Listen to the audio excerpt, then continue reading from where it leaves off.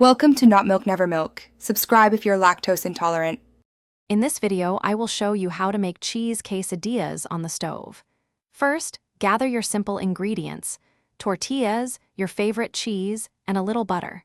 Having a good non-stick pan is key for preventing sticking and making cleanup a breeze. Make sure everything is ready before you start cooking for a smooth process.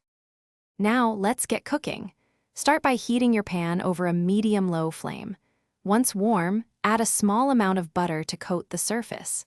Place one tortilla in the pan, then generously sprinkle your chosen cheese over half of it. Place a second tortilla directly on top, pressing down gently to help it adhere. Allow the first side to cook for about 2 to 3 minutes, or until it's a beautiful golden brown. You'll see the cheese starting to soften. Now, carefully flip the entire quesadilla over to cook the second side. Continue cooking for another 2 to 3 minutes, ensuring the cheese is completely melted and gooey and both tortillas are crispy.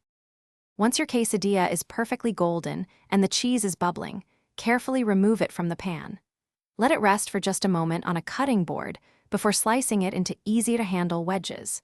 Serve immediately with your favorite toppings like salsa or guacamole.